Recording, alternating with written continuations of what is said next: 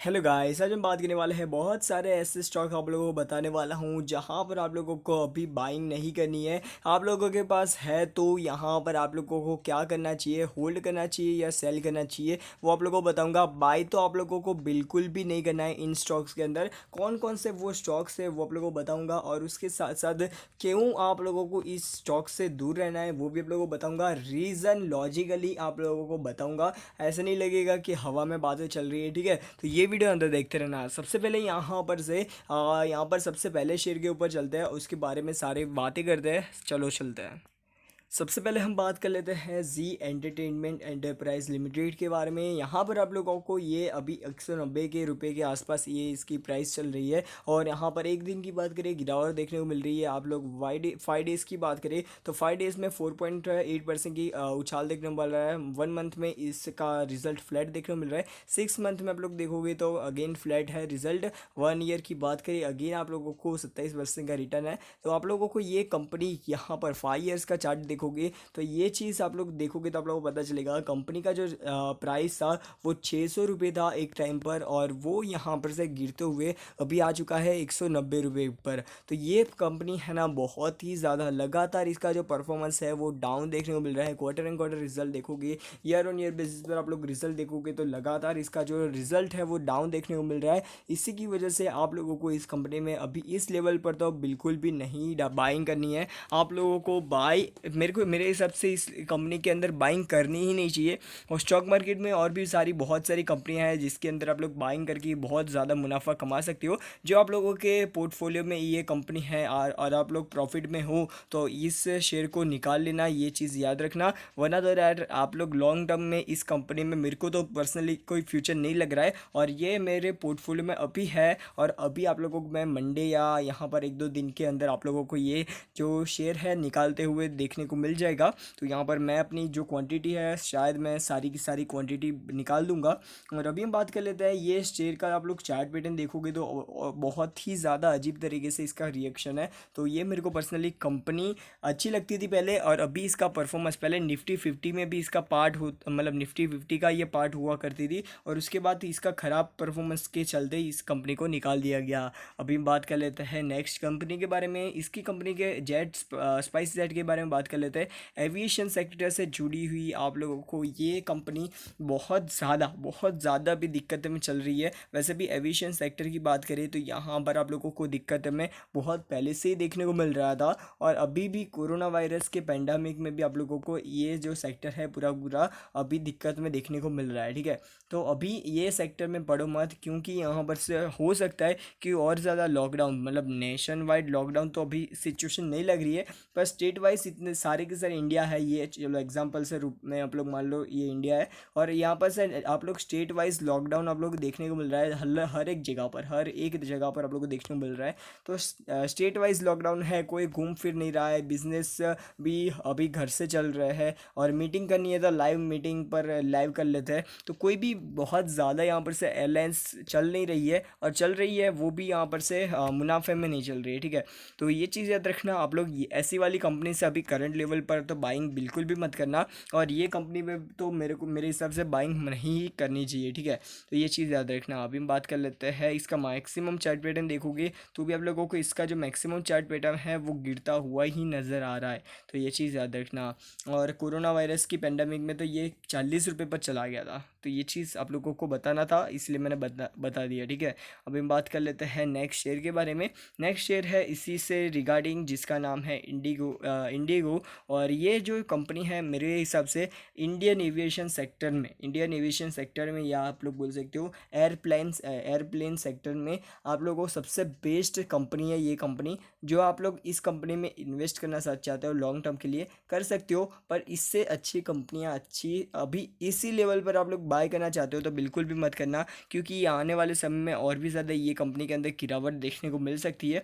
और हो भी सकता है कि आने वाले समय में जो ये कंपनी मतलब कोरोना की जो पेंडेमिक है वो नहीं जाता है, थर्ड वेव भी आप लोगों को देखने को मिलती है, तो ये जो सिचुएशन है और से मतलब बहुत ज़्यादा ख़राब हो सकती है। तो ये हम मैं भी नहीं सोच सकता, आप भी नहीं सोच सकते, इतनी ज़्यादा ख़राब सिचुएशन को फेस करना पड़ सकता है ये एयरलाइन कंपनी को। तो इसी की वजह से मैं इस लेवल पर इस कंपनी को बाई करने का रिकमेंडेशन बिल्कुल भी नहीं दूंगा। बाकी तो आपकी मर्ज़ी है। अभी हम बात कर लेते हैं स्पाइस जेट और वो सारी चीज़ों को हम देखते हुए जेट एयरवेज से भी आप लोग दूर ही रहना। इस लेवल पर इन शेयरों में आप लोग बाइंग मत करना, क्योंकि 6 मंथ का चार्ट पैटर्न देखोगे तो आप लोग मैक्सिमम चार्ट पैटर्न देखोगे तो ये कंपनी एक तो भाई सर्किट में चलती है, और जब भी सर्किट में चलने वाली शेयर में आप लोगों को पढ़ना ही नहीं चाहिए। अभी जबकि यहाँ पर से सर्किट से ये निकल गया है शेयर, पर मेरे हिसाब से ये ऐसी वाली कंपनियों के अंदर आप लोगों को बहुत ज़्यादा ऑपरेटर्स एक्टिव होते हुए देखने को मिल जाते हैं। तो ये ऐसी वाली कंपनियों से थोड़ा दूर रहना, जिसमें आप लोगों के जो पैसे हैं मैक्सिमम चार्ट पैटर्न देखोगे तो इसकी जो बेकार मैक्सिमम चार्ट पैटर्न है, कभी ऊपर कभी नीचे, कभी ऊपर कभी नीचे, ऐसा ऐसा चलता है। तो बेकार कंपनियां हैं, बेकार कंपनी है। और इस कंपनी में तो बिल्कुल भी मत पड़ना, ठीक है, बिल्कुल भी मत कर पड़ना। किसी भी लेवल पर मेरी रिकमेंडेशन नहीं है इस कंपनी में बाय करने की। अभी हम बात कर लेते हैं बंधन बैंक के बारे में। बंधन बैंक की बात की जाए तो आप लोगों को इसका जो रिज़ल्ट है आप लोगों को बहुत ज़्यादा ख़राब देखने को मिल रहा है। और ये इसका प्रोविज़न देखोगे, कंपनी का एनपीए देखोगे तो आप लोगों को बहुत ज़्यादा बढ़ता हुआ देखने को मिल रहा है। तो अभी आप लोगों को इस कंपनी के अंदर से भी दूर ही रहना है। आप लोग बाइंग मत करो। आप लोगों के पास कंपनी का शेयर है तो आप लोग स्टॉप लॉस लगा कर होल्ड कर सकती हो। और स्टॉप लॉस कितने पर लगाना है वो आप लोगों को नहीं मालूम चल रहा है, तो मैंने एक क्या करे एक करके एक सीरीज़ निकाली है। कल के दिन इसके ऊपर मैं बंधन बैंक के बारे में बात करने वाला हूँ, तो वो वीडियो ज़रूर से देखना। क्या करे करके एक सीरीज़ है, ठीक है, हमारे चैनल पर डेली एक वीडियो आएगा। अभी हम बात कर लेते हैं 5 डेज़ में इसमें गिरावट देखने को मिली है। 1 मंथ की बात करें तो टॉप टू बॉटम 15% की गिरावट देखने को मिली, 15-16%। और उसके साथ साथ 6 मंथ की बात करें उसमें भी आप लोगों को गिरावट देखने को मिल रही है। 1 मंथ की बात 1 ईयर की बात करें तो 22% का ही रिटर्न देखने को मिल रहा है। मैक्सिमम चार्ट पैटर्न आप लोग देखोगे तो आप लोगों को कंपनी नई नई अभी 2018 में आते हुए देखने को मिली थी। और उसके बाद ये कंपनी का जो परफॉर्मेंस है बहुत ज़्यादा बेहतरीन देखने को मिला था। एनपीए की बात करें बहुत ज़्यादा कम, पर ये कोरोना की पेंडेमिक की वजह से यहाँ पर इस कंपनी का जो एनपी है वो बहुत ज़्यादा बढ़ता हुआ देखने को मिला है। तो ये कंपनी से अभी के टाइम मैं बोल रहा हूँ दूर रहना। और यहाँ पर से मतलब करंट लेवल पर तो आप लोगों को बाइंग कहीं करनी ही नहीं चाहिए, बिल्कुल बाइंग नहीं करनी चाहिए। जो आप लोग प्रॉफिट में हो तो आप लोग सेल कर सकते हो, पर बाय तो बिल्कुल भी मत करना, ठीक है। तो यही मेरी रिकमेंडेशन है। उसके बाद हम बात कर लेते हैं इंडसइंड बैंक की। तो इंडसइंड बैंक भी same to same banking sector यह अभी बहुत ज़्यादा दिक्कत में, सेम टू सेम सिचुएशन है। आप लोगों को 5 दिन में गिरावट, 1 मंथ में आप लोगों को 7% का उछाल है, 6 मंथ में इसने 13% का रिटर्न दिया है। 1 ईयर की बात करें तो आप लोगों को 136% का रिटर्न दिया है। तो यहाँ पर कंपनी का रिटर्न तो बेहतरीन देखने को मिल रहा है, पर ये कंपनी देखो यहाँ पर से एक टाइम पर 2000 के लेवल पर आप लोगों को देखने को मिल रही थी, 2000 के लेवल पर। और अब वो अभी यहाँ पर से गिरते हुए यहाँ पर आ चुकी है। उससे ऑलमोस्ट आधा आधा हो चुका है। आप लोग देखोगे तो ऑलमोस्ट आधा हो चुका है इसका प्राइस। और मैक्सिमम चार्ट पैटर्न देखोगे तो आप लोगों को अच्छा खासा ये ऊपर चल रहा था, और उसके बाद ये अचानक से गिरने लगा है, ठीक है। तो हो सकता है कि यहाँ पर से आप लोगों को रिकवरी देखने को मिले लॉन्ग टर्म पर्सपेक्टिव से। पर शॉर्ट टर्म या मीडियम टर्म वाले हैं उन लोगों को ये एक चीज़ बता देता हूँ, ये कंपनी में आप लोग शॉर्ट टर्म या मीडियम टर्म के लिए बिल्कुल भी मत रहना, ठीक है। अभी हम बात कर लेते हैं नेक्स्ट कंपनी के बारे में, जिसका नाम है आइनॉक्स। ये एक सिनेमा इंडस्ट्री से जुड़ी हुई कंपनी है। और आप लोगों को पता ही है ये अभी सिनेमा इंडस्ट्री, या आप लोग बोल सकते हो सिनेमा, आप लोग देखने जाते हो, मूवी देखने जाते हो अलग अलग जगह पर। तो वहाँ पर मूवी थिएटर्स के अंदर आप लोग देखोगे तो एक सीट कर छोड़कर एक सीट भरना होता है। उसके गवर्नमेंट के रूल्स आ चुके हैं, एक सीट के बाजू में एक सीट खाली होनी चाहिए। और उसके साथ साथ बहुत सारी चीज़ों को ये कंपनियां बहुत ज़्यादा स्ट्रगल में।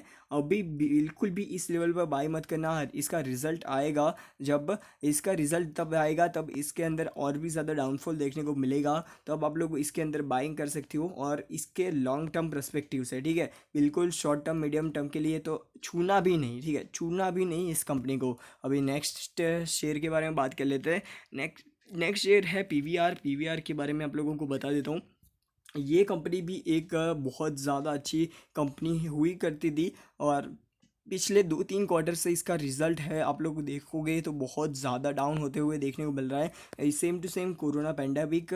तो यहाँ पर हो सकता है कि आने वाले समय में इसके अंदर और भी ज़्यादा गिरावट देखने को मिले। तो अभी इस लेवल पर आप लोग बिल्कुल भी बाय मत करना, मेरी यही रिकमेंडेशन रहेगी। बाकी तो आपकी मर्ज़ी यार, पर मेरे हिसाब से इस लेवल पर बाय नहीं करना चाहिए। आप लोगों को पहला बाइंग आप लोगों को किस लेवल पर करना चाहिए पता है आप लोगों को? ओके, तो 970 रुपीज़ के आसपास का पहला बाइंग आप लोगों का होना चाहिए। और उसके बाद फर्दर गिरता है इसका शेयर, तो आप लोगों को थोड़ा थोड़ा अमाउंट में 50-50 रुपये की अमाउंट में आप लोग इसमें बाइंग कर सकते हो, ठीक है। तो ये चीज़ याद रखना, कंपनी बेहतरीन है, अच्छी है, मार्केट लीडर है अपने सेगमेंट के अंदर। पर आप लोगों को ये कंपनी के बारे में थोड़ा सोच समझ कर खेलना है, ठीक है। शेयर बाज़ार में इन्वेस्ट करने आए हो तो इन्वेस्ट करो, पैसे घुमाओ मत, पैसे कमाने आए हो तो पैसे कमाओ, ठीक है। तो ये चीज़ याद रखना। अभी इस लेवल पर आप लोगों को इस कंपनी के अंदर खरीदारी नहीं करनी है। तो बस आज के लिए इतनी। आप लोगों को ये वीडियो कैसा लगा मेरे को कमेंट सेक्शन में बताओ। वीडियो पसंद आए तो लाइक, चैनल को सब्सक्राइब करना मत भूलना। गुड बाय, फिर मिलते हैं नेक्स्ट वीडियो में। Good bye.